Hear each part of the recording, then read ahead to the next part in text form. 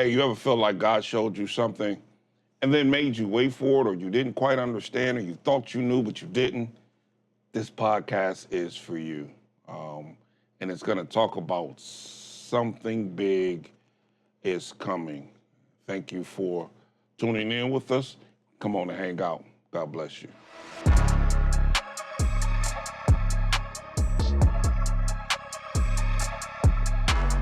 So, welcome to Mind Your Business podcast, where we operate on three pillars at the same time. It's business development, personal mastery, and spiritual maturity.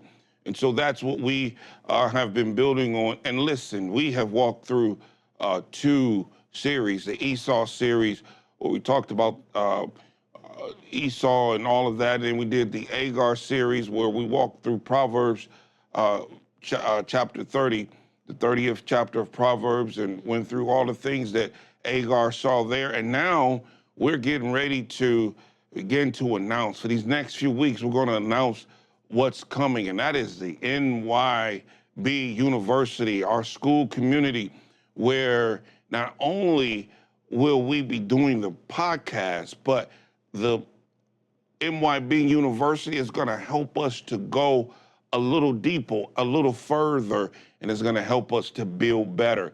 And so today we're going to deal with Habakkuk. We're going to deal with Habakkuk chapter 2 and verses 2 and 3. And that's basically where we're going to start. And I like this text. However, this text is probably one that is misquoted, mistalked about. Even my buddy Steve Harvey, love him to death, but he uses it as a motivational text, and that's not quite what this is. Not that I got anything against Steve Harvey, love him to death. He's a native Cleveland. He's from Cleveland. I grew up in Cleveland. He grew up I grew up in East Cleveland. He grew up in Cleveland. He went to Glenville. I went to Shaw. We're from two rivalry schools, but and that's cool too. And so we both are from Cleveland, and both of us are building. Of course, he's built way bigger than I have, and I'm trying to get there. But so I don't have anything against him. And then all kind of other motivational speakers as well are use this text. But we're going to deal with this text from some biblical scholarship. I'm a teacher, and this is what I do. Bible is what I do, and so I have to teach it from where it is. And Habakkuk 2, it says, chapter 2, and I'm going to read verses 2 and 3. It says, the Lord replied, write down the revelation. Some translations say vision. Write down a revelation and make it plain on the tablet so that the herald may run with it. For the revelation awaits an appointed time. It speaks of the end and will not prove false. Though it linger, wait for it. It will certainly come and will not delay. So let me kind of put you right in the book of Habakkuk with me, okay? Let me explain to you what is happening. God's people has went astray again. They have gone into sin. And Habakkuk is watching, and he goes to God and he says, why are you allowing them to continue to live like this and you do nothing about it? God comes back to Habakkuk and says, I am doing something about it. I am raising up Babylon, the army of Babylon, to punish them for what they're doing. Then Habakkuk is now perplexed. He's like, whoa, wait a minute, God, wait a minute. You bringing Babylon against your own people? He's perplexed because the correction that God is bringing feels worse than the actual problem. He's like, okay, I know they messed it up, but you bringing in the biggest, baddest boys and their enemy to correct them. So he goes to God and says, how long is that gonna last?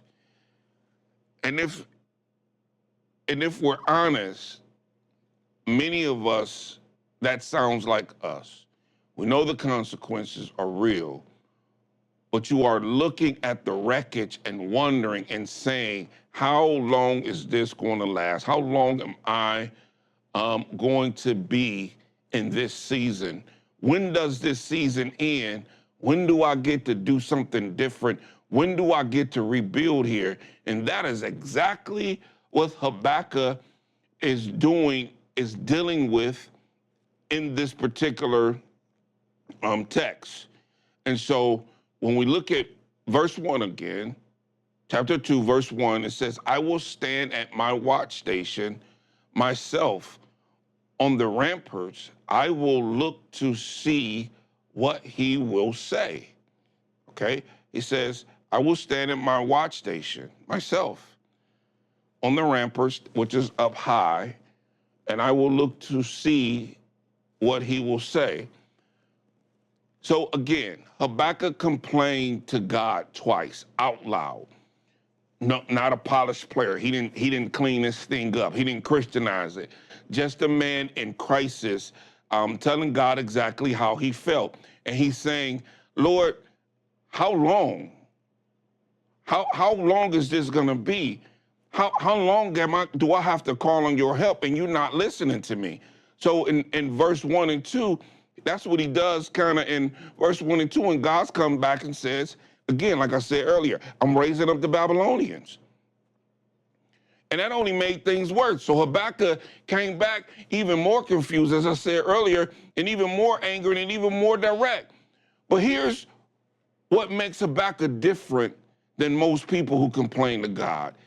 He did not walk away after the complaint. He didn't slam the door. He did not sit in his anger and wait for nothing. He climbed up on the watchtower. He got still. He separated himself from the noise and he waited for God to respond. Understand what this is.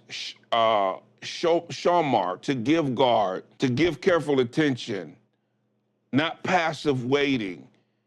He's active. He's intentional, standing guard over the moment when God speaks. And that's what it means by him saying he climbed up to the watchtower. When he climbed up to the watchtower, he didn't give up. He was on guard. It was to give careful attention. That's the Hebrew word that I'm talking about, shamar. All right, when he climbed up on the watchtower, that's the word shamar. And then he's standing guard. He has an intentional position. He's active. He's not just, sitting, soaking, and sour. And Habakkuk's vigilance was working in two directions. He was watching for God's reply, but he was also watching his own reaction to whatever God says. So he was listening and waiting for God, but he was also being careful how he operated.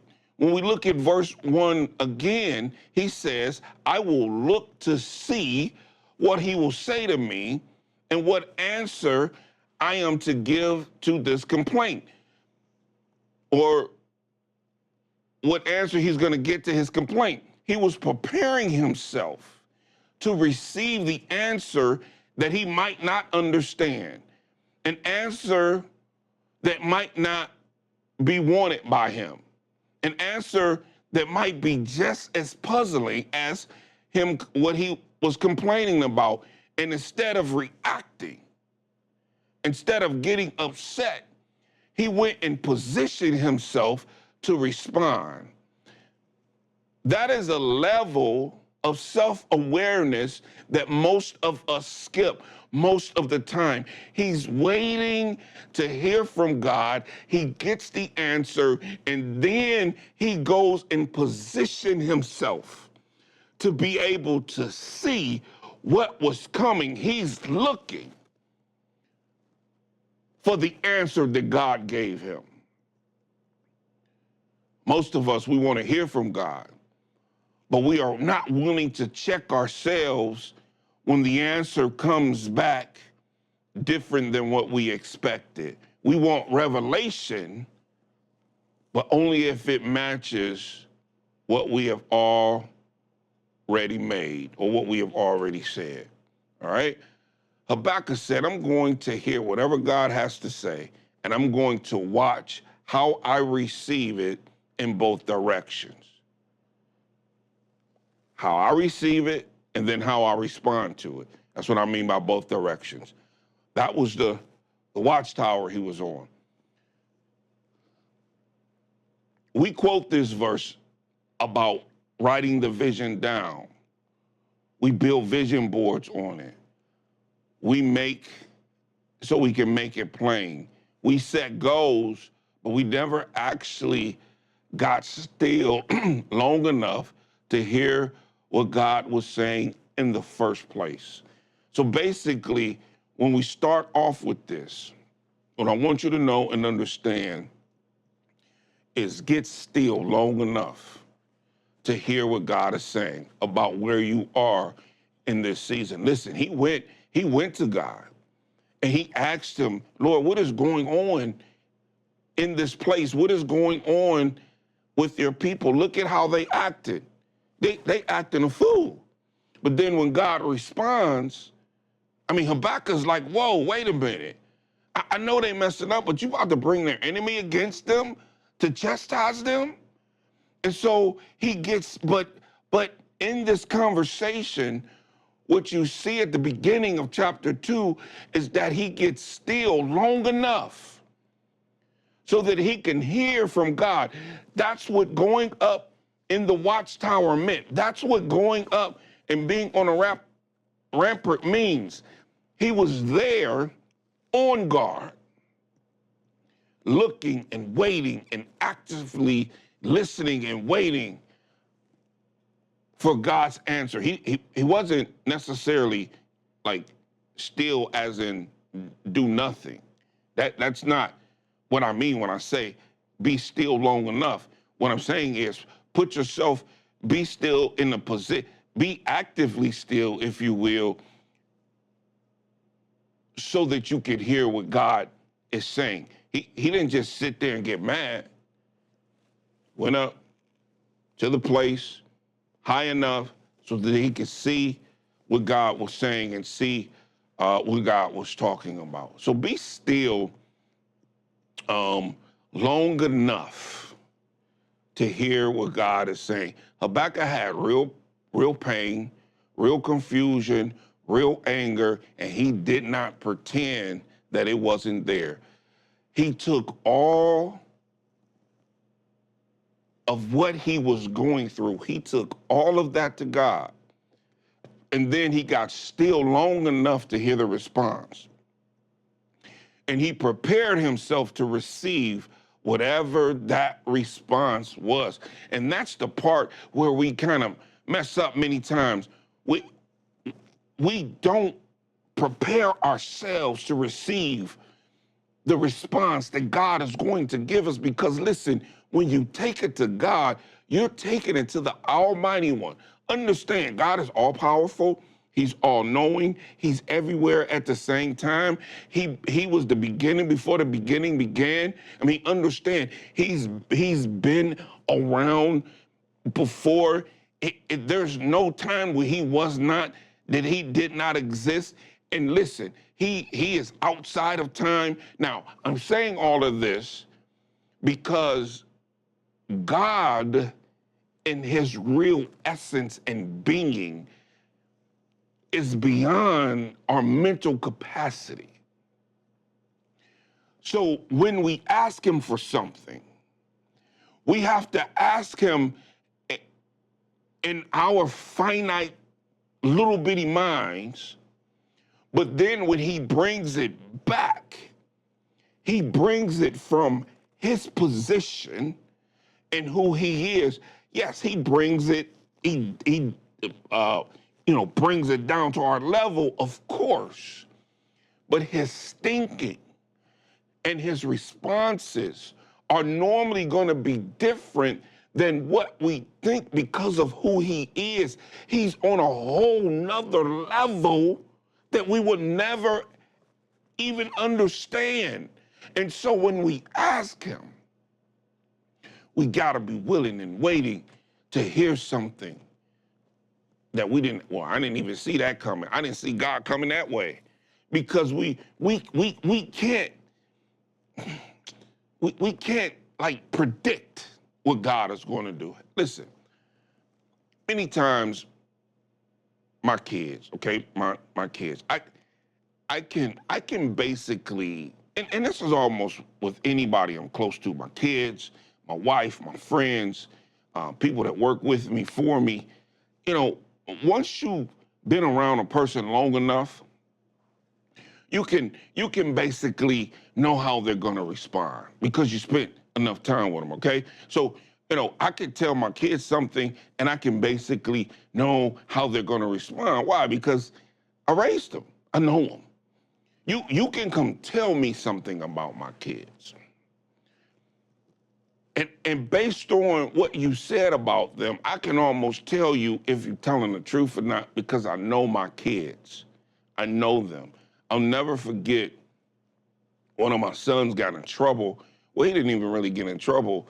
The police just messed with him for no reason, to be honest with you. And I'm not saying that because he's my son, no reason. So I went to the police station, and I talked to the detective, and the detectives told me what happened. And I said, that's not my son. My son didn't do that. And he said, well, how do you know that? And he said, how do you know that and you wasn't there? And I said, well, because I know my son. He didn't do that. And so the detective said, okay. So he went back and he did a couple other things and asked a few questions. And he came back, he said, you know what? You're right. Your son didn't do that. But they said he did this. I said, yeah. He didn't do the first thing you said. But the second thing, yeah, he probably did that. My son would do something like that. He said, yeah, but that's not a crime, so I gotta let him go. See, when you've been around people and you know them, you can almost predict how they're gonna react or how they're gonna respond. But you can't do God like that. You can't put God in a box and think you're gonna know how he's going to respond. Now, he'll know how you're gonna respond, but you just gotta sit still, and I say actively still, long enough to hear what he has to say.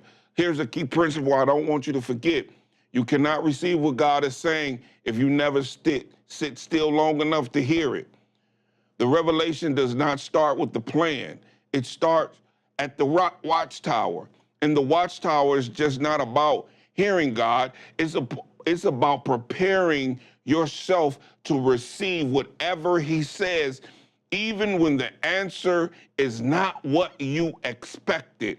Watch in both directions. Point number 2 I want you to get. Receive what God is saying about the season. Look at this. Here's where this is the one we misquote all the time. Write it down, write down the revelation. Some translations say vision. We always say vision. And make it plain on the tablet so that the hero may run with it. Again, very popular. Steve Harvey, one of my favorite motivational speakers. He quotes this text all the time. Write your vision down, write your goals, write your dreams, and God will bring it to pass. That may be true in another area, but not with this particular text. That's not how God necessarily operates. God did not tell Habakkuk to write down Habakkuk's vision.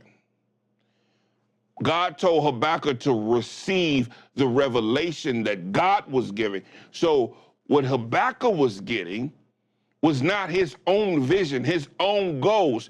He was getting what God was giving him. And the word here, the word revelation or vision here is a prophetic oracle, a vision that originates with God, not with man, something God showed, not something man imagined. And it's pronounced calzone. Calzone.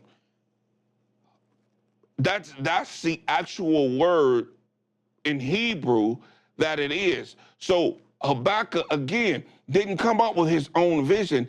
God gave him that. And God said, what I just revealed to you, receive it. These are my words, not your goals. This is my revelation, not your vision. Understand that. So what Habakkuk got was from God himself. And he was telling Habakkuk to write it down. Now watch this. Watch this. God told him to write it down on tablets and send it to the heralds to run with it. That was their technology, if you will. Like, hey, send them this email or send them this flyer. Write this thing down. I need this to be correct, and I need everybody to get what I'm telling you to write down. I don't want any mistakes with this. So write it down. Don't go tell people, and then you tell somebody, and they tell somebody, and they tell somebody, and they tell somebody. By the time it get to the last person, the message has been all messed up.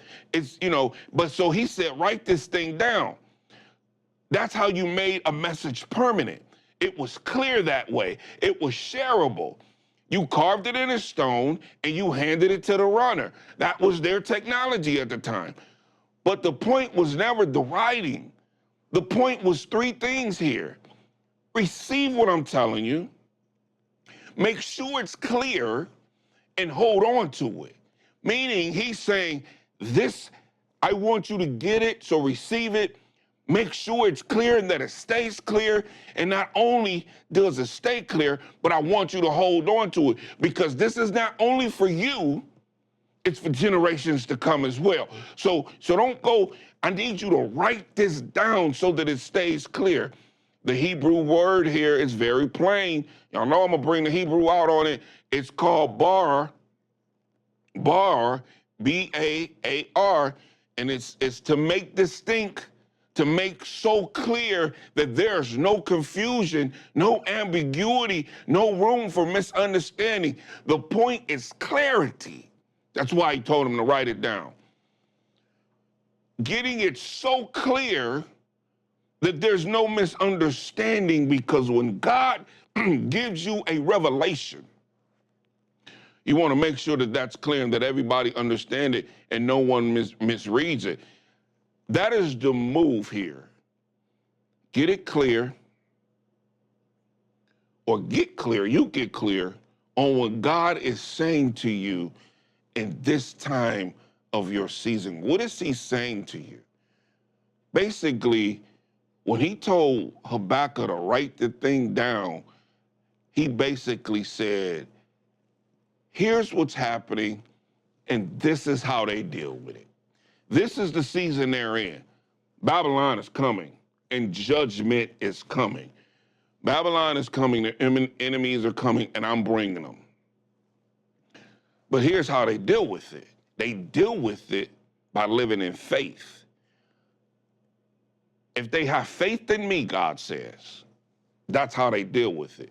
So he not only told them where they were in their current season, but he also told them how to move forward. Same thing with you.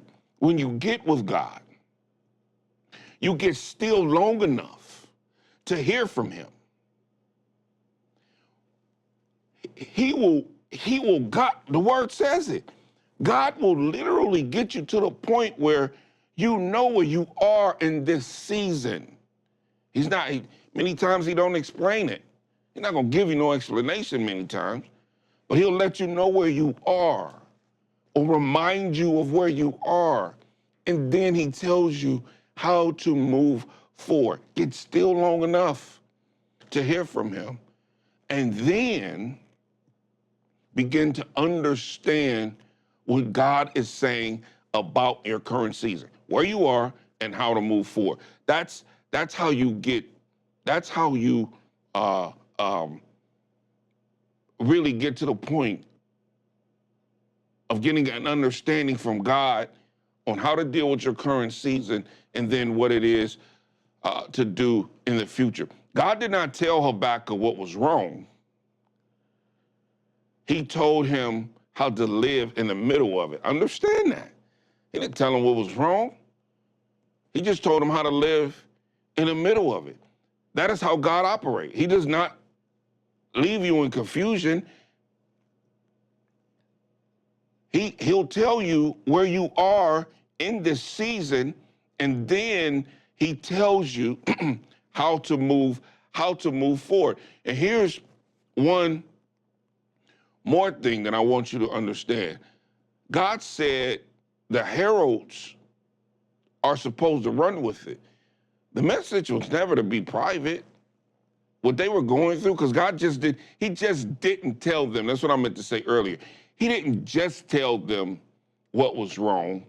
He told them how to live in the middle of what was wrong. And listen, so he took the message, told them to write it down, and told the heralds to run with it. That message wasn't supposed to be private. When God shows you something, what is happening in your season and how to move through it, the revelation is not just for you, it's too big for you. It has to reach beyond you. And listen, that's what he'll use in order to take you to the next level. He didn't just give it to you just to hold you there. He gave it to you to motivate you and to help you to move forward, but it has to go beyond who you are and has to go out to other people. Listen, y'all, God has given me a huge vision over the last 20 years. And part of it is the NYB University, and we start basically July 1st.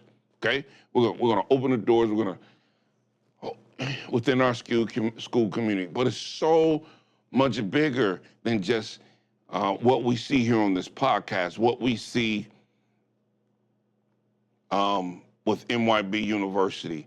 It's about helping people change, giving them the resources to change. That's what Embassy Studios is all about. That's what this podcast is all about. That's what all of our coaching programs and everything that we put together, that's about the transformation of people. Embassy Studios, that's where it all happens, okay? Right here in this studio, right where we are. This is what this is for.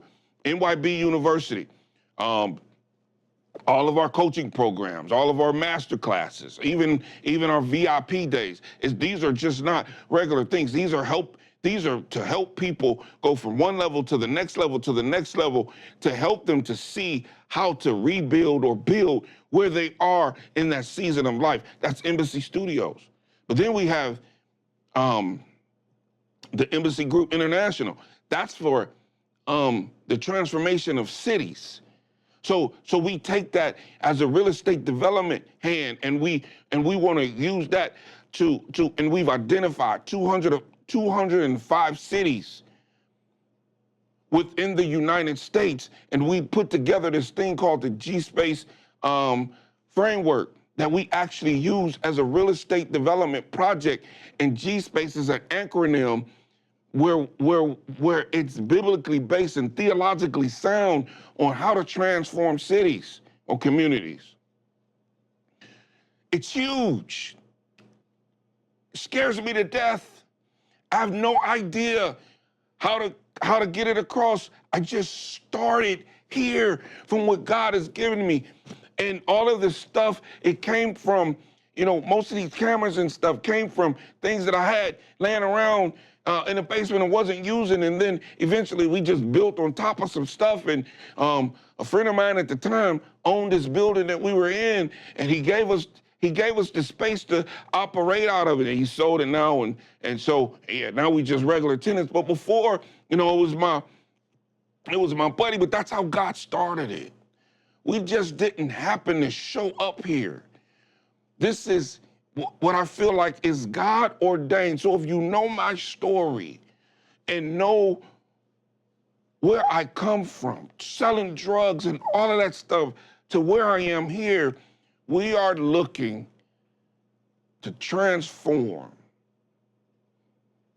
205 cities in the next 10 years, prayerfully. And not only that, but we're looking to transform or help people transform lives. And we have our target market is the second chance community, which is 77 million people. And we want to reach as many of them as we possibly can. Listen, when God tells you something, it's not only for you, because when God gives you something, 9 times out of 10, well, I almost say 10 times out of 10, if it comes from God, it's going to be bigger than you. And so you need a team. You need people to help. So yell that thing out. Tell folks so that they can begin to understand what God gave you. And many of them may even try to help you. Listen, I didn't come up with all of this stuff. Again, God showed it to me, showed me what was happening in this season of my life, of all the stuff that I've been through. 77 million people. We want to help them rebuild their lives, that second chance community. We want to help them put structure where there's no structure. We want to give them help them with a path forward where they don't have it. And he showed me all of that because I sat still long enough to hear what he had to say. And then I became realistic and began to understand what he was saying about what he wanted me to do. Build that community, build the pathway, use the 3 pillars. That's why we operate off the 3 pillars. And that was a revelation for me. And for years, I received this thing. I mean, it's been over 20 years that he's been giving it to me piece by piece. Now I got it clear. I hope I got it clear. At least I'm on the path. But I held on to it for years and just added on and added on and added on as he gave it to me. You know, initially I thought it was just a construction company, but it was so much more than that. So much more than that. And he just began to give me little by little. And I'm not even giving you all of it, the whole embassy universe. I call it the embassy universe. I'm not giving it all of it to you right now because we don't have the time to sit here on a podcast to begin to explain it. So listen, July 1st, take the next step with us. You can sign up now. You can look in the chat and see the school community. You can click the link and go right there. Take the next step with us, and be one of our founding members of the MYB University. And we say where second chances happen every day. Listen, key principle for you. God's revelation always has 2 parts: what is happening in your season and how to move through it. Your job is not to come up with a plan. Your job is to receive what God is showing you, get it clear, and hold on to it. When the wait gets long, understand something. He's giving it to you as you can handle it. Just write it down. You can write it down, of course, so you can remember it. Don't soften it, and understand what God reveals is never just for you. The herald's got to run with it. It's got to be people that hear it just as clear as you do and gonna run with it like you are. It has to reach beyond you. It has to. In verse 4 of Habakkuk 2, I want to go a little further. In verse 4, it says, see, the enemy is puffed up. His desires are not upright, but the righteous person will live by his faithfulness, all right? Now, understand, something many of us miss, because we stop at verse 3. They hear it, that it will come certainly without delay, and they close the book. We don't go further. But the revelation did not end at verse 3. The actual content of what God revealed is at verse 4. And it says, And it comes in two parts. The first path, puffed up. The Hebrew word there is upala, upala. It's called, I'm sorry, upala, upala. To be puffed up, to be swollen, inflated with oneself, building from your own appetite, your own pride, your own timeline. The person who does not need God's revelation because they have their own plan, their own desires, and they are bent towards their self. The second path that you see, first we see that the enemy is prideful, but he gives us a second path, faithfulness. Real simple, faithfulness. And the Hebrew word for faithfulness is imua, imuna. It's faithfulness, steadfastness, firm, trust that holds even when the evidence has not arrived yet. This is not blind faith. This is anchored faith, not blind faith. It's anchor faith, faith that holds its position on the watchtower when everything else says, climb down, get from up there. All right, that's Cliff's version. I'm sorry. The right person will live by imuna, or by faith.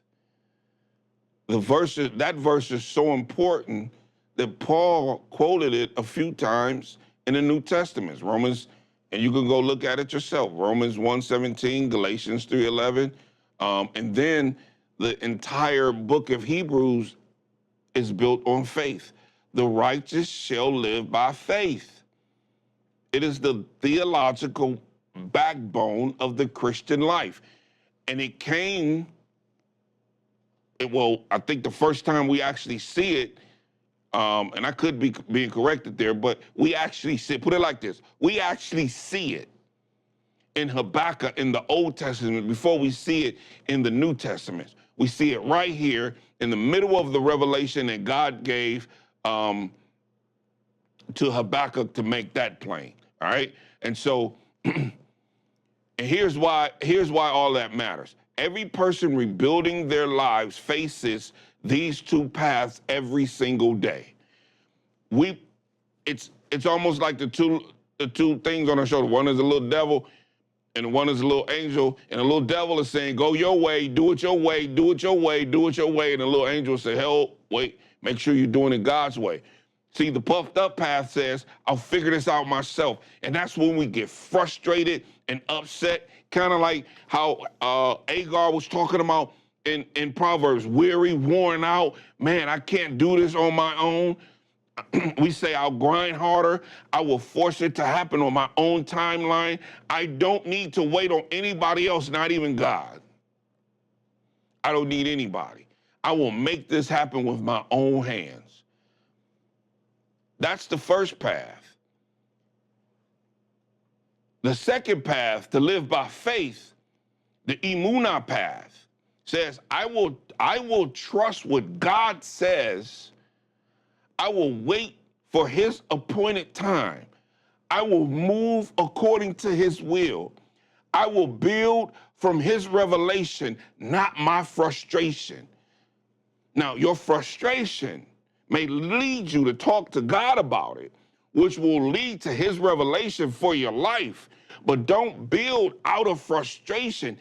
Take the frustration to God. Let him deal with your frustration and give you a revelation out of what he says about your frustration. So we build from his revelation, not out of our frustration. And even when nothing has happened yet, I will live by faith until what he says is coming comes. The revelation that Habakkuk wrote down was not a business plan, which is nothing wrong with the business plan. It was not a personal set of goals. It was a way of living. It was to tell them what was coming in this season. Y'all messed up, and Babylon is coming. I'm sending them. But in order for you to get through it, you got to live by faith. That's basically what God was saying. And he was saying, I want you to live with faith over pride, God's timing over yours, his word over your worry. And the two paths, one leads to judgment, the other one leads to life. When we operate in pride and we go our own ways, which is where God's people were at the time, you end up the judgment comes, but the other one leads to life, and that's living by faith. And you are choosing between the same two. We choose between the same two every single day. Listen, the wait is not a delay, it's a process. Watch this, verse 3, the first part of 3. It says, for the revelation awaits an appointed time. It speaks of the end and will not prove false. Though it lingers, wait for it. Now, here's the part we don't never talk. We talk about write it down and make it plain, but we don't never talk about this part. The vision is for an appointed time, and the appointed time is not always right now. It's not when you are ready. It's not when, actually it is when you are ready, I'm sorry, but it's not when you think you're ready. It's when God says you're ready. And it's not when you have enough money or even enough followers or enough subscribers or even, a clean enough record or, a big enough platform. Is when God says it's time. And God knows the time because he knows you. He says, though it lingers, wait for it. God is not pretending that the wait is going to be easy. That's why he said what he said. Though it lingers, wait for it. He's acknowledging it. He's saying, yes, it's taking some time. And it's taking longer than what you thought. Yes, it seems like nothing is happening. Yes, the people around you are starting to wonder if you heard God wrong. But he's still saying, wait for it anyway. And then notice, the wait is where the two paths get tested. See, the wait is where we get puffed up and start going on our own way, or we wait for God's movement and we do it in his timing, and we actually are operating in faithfulness. The fourth thing that I want you to see is what God said will come to pass, will come to pass. What God said will come to pass, will come to pass. Again, it says that it will certainly come and it will not delay. 5 words. And they are the most important. They are very important 5 words in this passage. It will certainly come. I'm sorry, that's 4. I'm sorry. It will certainly come. And it will not delay. What looks like delay from our position is perfect timing with his position, all right? What looks like delay from our position is perfectly timed from his position, because God's delays, we've heard it many times, not always is not his denials, because his timing is different. Now let's go back to Habakkuk's context for a minute because it matters. The vision God gave Habakkuk was not about personal success. It was God's promise to deal with what the people were doing and then eventually deal with the oppressor that he brought and vindicate his people who have been crushed. It was God saying, what Babylon did to the people I love would not go unanswered. Justice is coming. It has a date. It will arrive. That's what he's saying. He's saying, listen, judgment is coming. I brought them. But wait, I'll get them. But it's going to take some time. It's a process. And in that process, I need you to live by faith. I need you to trust me. That's what God is saying. Um, if that's you, I know. Just just trust in God.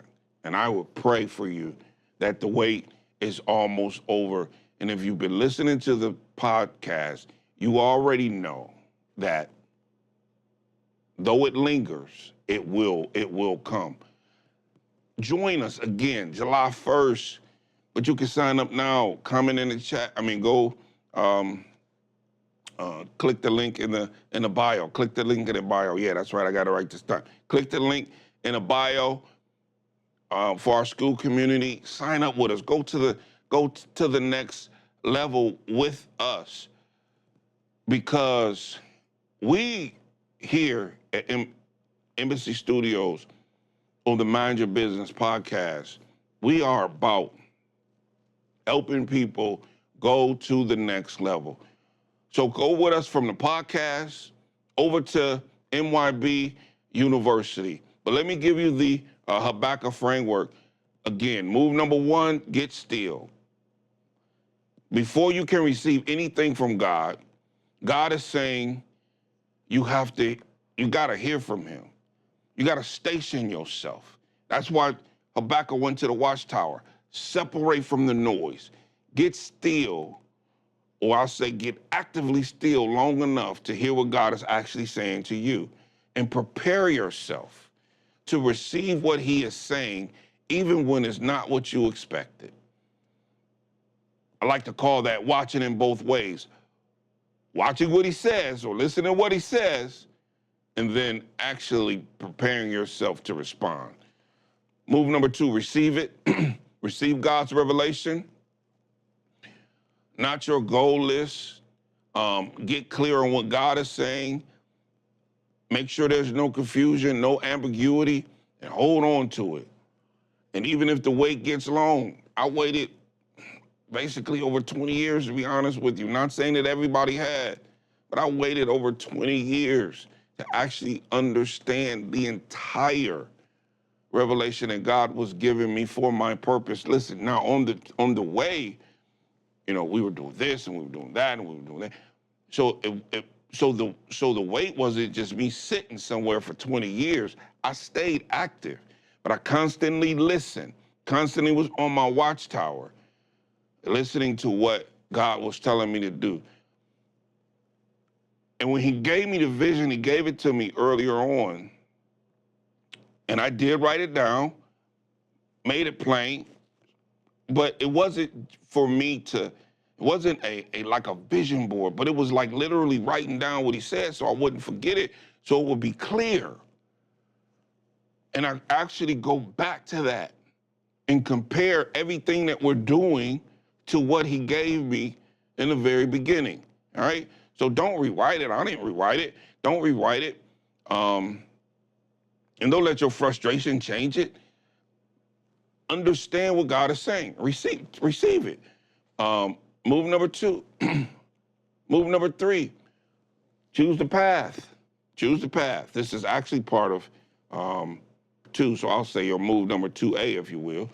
God revealed two contrasting paths, being puffed up or building by faith. Choose which one. Of course, we want to build on the immunah faith, steadfast faith, anchored trust that leads to life. Move number three. First we had one, we had two, then we had 2A. Now this is move number three. Wait with purpose. All right, wait with purpose. The appointed time is on God's calendar, not yours. And then move number four, trust with certainty. Trust the certainty. It's coming. It will certainly come, and God will not delay. If God said it's going to happen, it's going to happen. And so God does not miss his appointments. And what he says over your life is arriving on time. And trust with the certainty that it's going to come. Hey, listen, thank you for hanging out with us today. Again, we want you to be one of our founders in the NYB University, one of our founding members. So please go to the bio, click the link, Go sign up in our school community. Um, it will be great to have you there. We are going to help you to begin to build. You'll understand there's a subscription fee over in our school community, and it'll explain all of that. But $17 for our founding members. After that, it goes to $27 a month. And so, hey, listen, we want you to take that next step with us to help us to begin to move this vision forward, this revelation forward. And we're this is not a moment for us. This is actually a movement. So hey, go to our YouTube and follow us, subscribe, and then follow us wherever you get your podcast. On Facebook, we're at Mind Your Business. On Instagram, I am Cliff Watson. Then you can also check out our website, iamcliffwatson.com. Listen, thanks for hanging out with us. It was a blessing to have you. See you next week as we drop a new episode every week. Hey, thank you. God bless you. And I hope to see you soon.